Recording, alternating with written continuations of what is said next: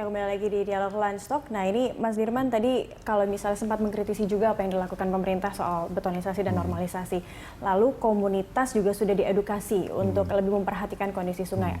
Apa yang sudah dilakukan selama ini dari teman-teman komunitas? Dan ini kan teman-teman komunitas juga banyak yang peduli akan konservasi Ciliwung ya. Ada di mana saja kalau di Jakarta dan apa yang sudah mereka lakukan sejauh ini? Kita tetap melakukan edukasi dan campaign terutama anak-anak. Kita ada sekolah alam Ciliwung, kita juga ada pembibitan namanya terminal benih. Kita mengumpul kembali bibit-bibit warisan, bibit-bibit pusaka yang memang asli ada di Ciliwung, yang memang sudah memang bagian dari ekosistem dan itu sangat bagus menguatkan bantaran sungai, misalnya bambu, pohon koresan, pohon loa, pohon pucung dan sebagainya. Itu pohon-pohon yang memang endemik sungai itu kita mengadakan pembibitan kembali kemudian ditanam. Kita juga teman-teman di hulu itu juga ada namanya mulung sampah. Misalnya di Kota Bogor itu ada setiap Sabtu pagi bebersih sungai, mengajak relawan mengambil sampah, kemudian kita angkat, kemudian bekerja sama dengan Dinas Kebersihan Kota Bogor, dan itu juga ada event tahunan misalnya di Kota Bogor itu lomba mulung sekota Bogor, jadi 13 kelurahan itu ribuan orang turun ke sungai untuk bersih. Ya cuman itu kan masih hanya sebatas campaign. Sebenarnya kan yang persoalan sebenarnya misalnya sampah itu ya harus ada solusi. Misalnya ada pengelolaan sampah di kampung-kampung di pinggir sungai atau komplek-komplek perumahan di pinggir sungai. Kami seringkali masih banyak mendapatkan komplek-komplek perumahan pinggir sungai itu dikumpulin sama tukang sampahnya kemudian dibuang ke sungai. Dan itu juga pengawasannya siapa?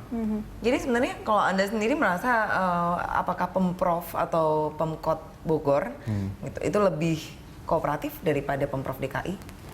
Ya itu juga semua kan didasarin dari inisiasi komunitas, baru diadopsi sama pemerintah Pemdanya. Misalnya ini kita lihat sendiri kalau misalnya kabupaten itu juga tidak maju kemana-mana. Kita lihat juga alih fungsi lahan menjadi villa itu terus berlangsung. Yang kemarin dana hibah dari DKI untuk pembongkaran villa itu kan ternyata kan pondasinya tetap. Jadi atas bangunan itu cuma dibongkar dan itu banyak angka yang fiktif. Misalnya berapa pintu itu ya siapa yang mengawasi. Dan ternyata kan tidak pengaruh meresapan karena di bawah pondasi perumahan itu ya tetap nggak dibongkar, hanya kan dibongkar kemudian dihijaukan kembali, direhabilitasi kembali. Dan itu juga kami minta teman-teman di hulu itu juga masih bingung soal zonasi, sosialisasi buat warga kawasan itu, kawasan lindung atau kawasan tangkapan air dan sebagainya. Dan model kemarin misalnya penggusuran villa itu kami lihat itu cuman masih terbatas administrasi. Jadi yang sial-sial yang tidak punya IMB yang dibongkar. Seharusnya kalau memang buat mengembalikan merehabilitasi zonasi harusnya kan konsepnya konsep peta, misalnya daerah-daerah di sini ya harus tidak ada bangunan sekali dibongkar, tapi kan itu kan cuma sporadis yang kebetulan tidak punya IMB aja yang dibongkar, dan itu juga dibongkar cuma bangunan atasnya doang, yang di atasnya tetap pondasi, ketika tidak ada pengawasan dibangun kembali. Ya, baik. Nah, ini kita sudah tersambung di ujung telepon dengan Kepala Pengembangan Infrastruktur Wilayah Kementerian Pekerjaan Umum dengan Pak Hermanto Dardak. Selamat siang, Pak Hermanto. Selamat siang. Ya, ini kita mengomentari kondisi Ciliwung yang sudah mengkhawatirkan, membuat Jakarta juga lebih waspada dan terancam bisa air bersih juga dan juga banjir. Nah, komentarnya Pak terkait kondisi Ciliwung sekarang dan normalisasinya seperti apa? Ya, intinya Ciliwung itu dalam proses normalisasi ya sekarang ini ya, seperti yang sejauh ini juga kita perhatikan, terutama termasuk di Kampung Pulo ya yang kemarin ditangani, terutama untuk masyarakat yang di pinggiran sungainya. Jadi intinya kita mencoba meningkatkan kapasitas Sungai Ciliwung, terutama dari Jembatan Simatupang sampai Manggarai ya, itu kurang lebih panjangnya 19 km, Mbak. Nah, dari 19 km tadi kan lebarnya bervariasi ya, tapi kurang lebih kapasitasnya sekitar 200 meter kubik per detik lah gitu. Yang itu yang akan kita tingkatkan menjadi 500 meter kubik per detik gitu. Nah, ada beberapa tahapan yang dilakukan gitu. Yang pertama tentunya kita mencoba untuk membebaskan dengan lebar menjadi 35 sampai 50 meter. Dan kemudian ada satu sempadan sungai yang nantinya kita pakai untuk jalan seperti jalan inspeksi ya, tapi bisa dilalui oleh kendaraan di kanan kirinya gitu. Baru rumah-rumah gitu, perumahan landed yang ada di sana itu gitu ya. Nah, dengan struktur seperti tadi, memang pembebasan tanah sedang berjalan gitu. Belum banyak, tapi sebagian sudah ditangani. Kalau kita ke lapangan misalnya dari titik-titik yang misalnya dari hulu Kampung Melayu sampai ke Sudetan ya, kita ada Sudetan yang di daerah Cina itu, Mbak, menghubungkan antara Ciliwung menuju ke Kanal Banjir Timur. Ya. Nah, sampai di situ sisi kiri kan sudah dibebaskan ya, dan sudah mulai ditangani gitu. Ya, Pak Hermanto.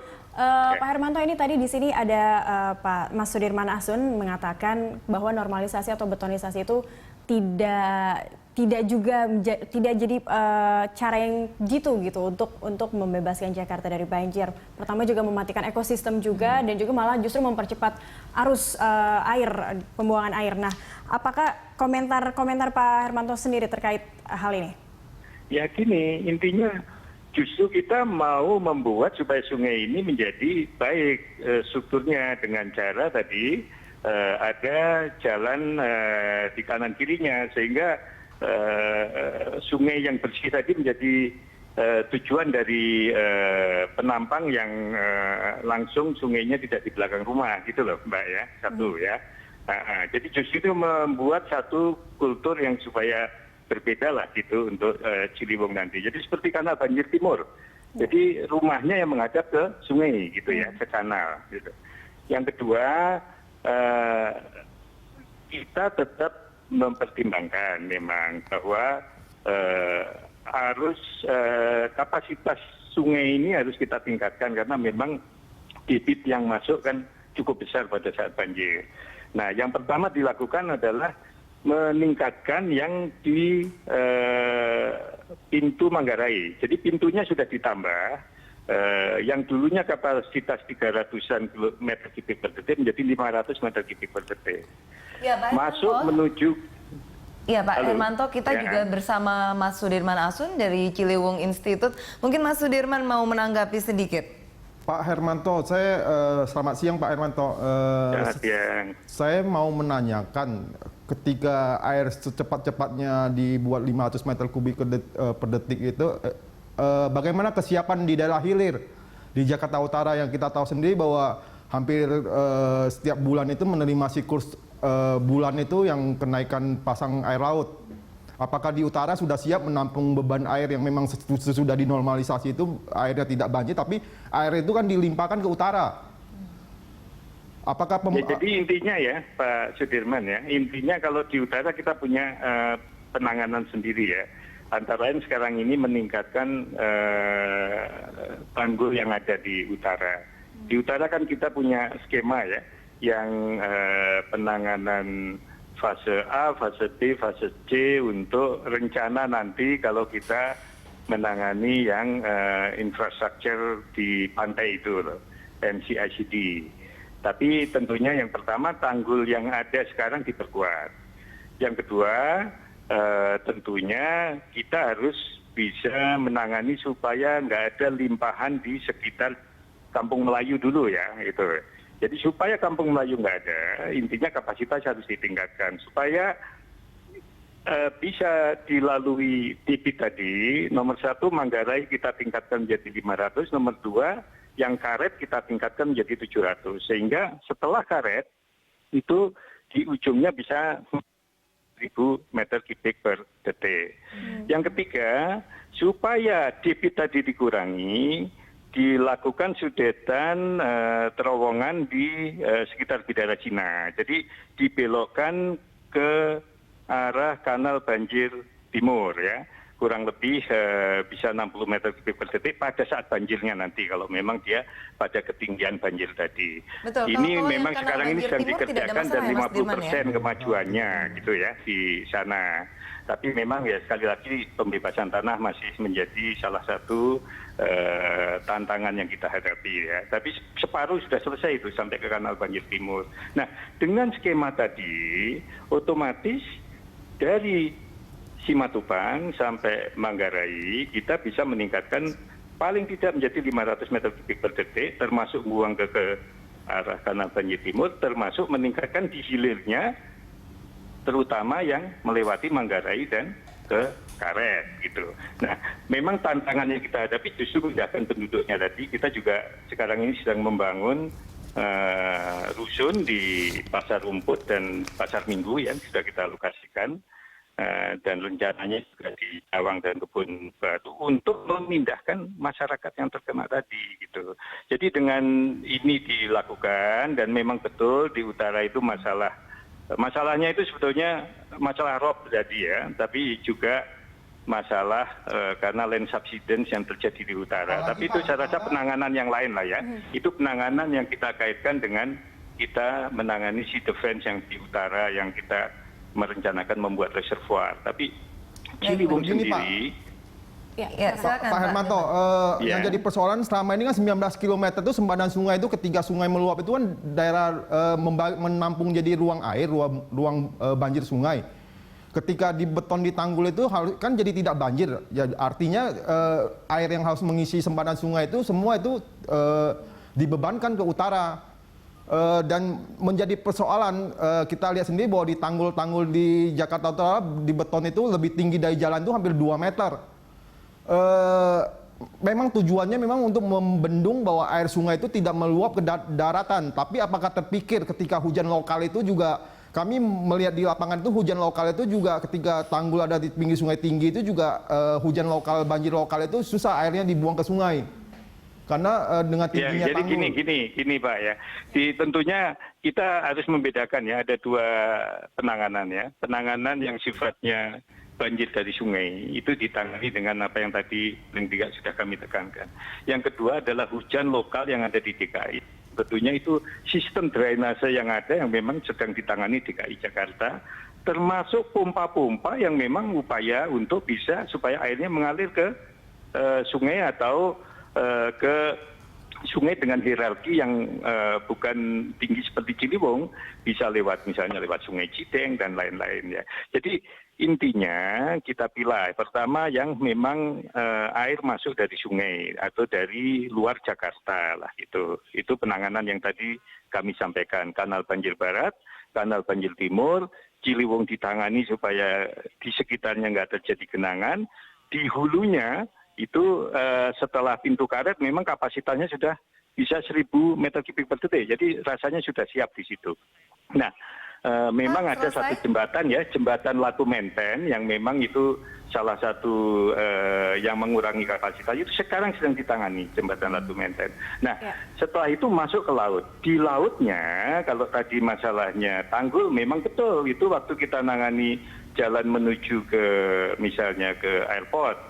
Kanan jalannya kan kalau kita lihat kita tanggul itu ya sebagiannya. Itu memang air yang mengalir balik itu akan mengenangi.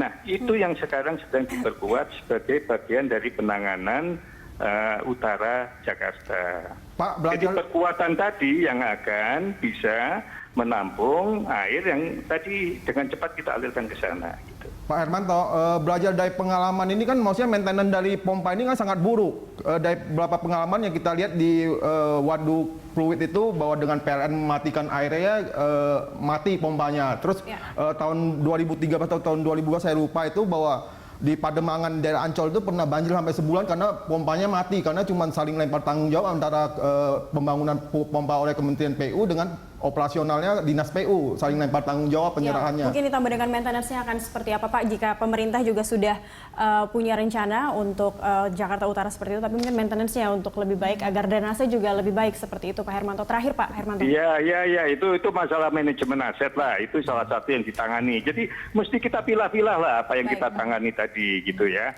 Kita melihat, jadi oke, manajemen aset kita tingkatkan, jelas akan ditingkatkan dengan upaya tadi. Tapi bahwa itu ditangani dengan sistem drainase, antara lain untuk kondisi DKI yang memang sebagian besar di bawah muka laut itu memang perlu pompa gitu. Nah, tinggal manajemen itu ya memang betul lah, itu yang akan perlu ditingkatkan juga dengan pemerintah DKI Jakarta dan satu lagi Pak yang Hermanto, didukung dari Kementerian Pekerjaan Umum. Antara lain seperti waduk di Pluit ya.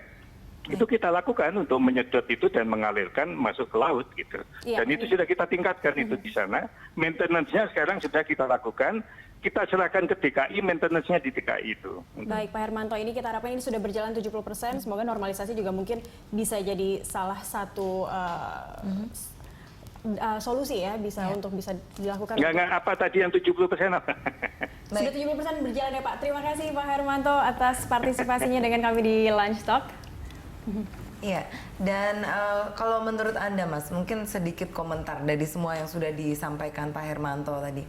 Saya cuma mengingatkan bahwa dalam peraturan dalam undang-undang di Rencana Tata Ruang Nasional itu dalam PP nomor 26 tahun 2008 bahwa sempadan sungai itu adalah kawasan lindung nasional yang memang peruntukannya untuk lingkungan dan aspek keanekaragaman hayati buat ruang terbuka hijau. Kami cuma mengingatkan bahwa normalisasi sungai yang kami anggap itu betonisasi sungai dan pembangunan jalan inspeksi yang memang katanya juga buat jalan raya itu sangat kontradiktif, bertentangan dengan amanat undang-undang bahwa sempadan sungai itu adalah kawasan lindung yang memang harus dijaga ekologinya, memang buat menjaga daya dukung sungai. Ya. Tapi teman-teman dari Ciliwung Institute dan juga komunitas lainnya yang bergerak di Sungai Ciliwung ini tetap semangat ya pastinya ya? Ya, kami cukup kecewa karena tidak ada pelindungan ruang terbuka hijau, pohon-pohon yang kami tanam dalam waktu per bulan per tahun itu berubah fungsi jadi bangunan. Ya, kami minta pelindungan bahwa sempadan sungai itu ya tetap ruang hijau dan ruang biru. Artinya sungai-sungai ini menjadi tanggung jawab bersama seharusnya seperti itu. Jadi memaksimalkan sempadan sungai itu sebagai ruang air, ruang sungai. Iya. Bukannya malah dibeton, mengembalikan ekosistemnya ya. Diisolasi, dipisahkan antara ekosistem darat dan ekosistem air. Sudah dilakukan oleh teman-teman komunitas konservasi Sungai Ciliwung. Baik, terima kasih Mas Sudirman atas kehadirannya di studio kami untuk hadir di Lunch Talk. Dan pemirsa, demikianlah dialog Lunch Talk hari ini. Anda bisa mengirimkan informasi dan saran kepada kami lewat email di news@berita1.tv. Atau follow kami via Twitter, Facebook, dan juga YouTube. Nantikan Lunch Talk setiap hari pukul 13 sampai 14 waktu Indonesia Barat. Saya Dias Kaslina. Saya Cakri Miller, terima kasih dan sampai jumpa.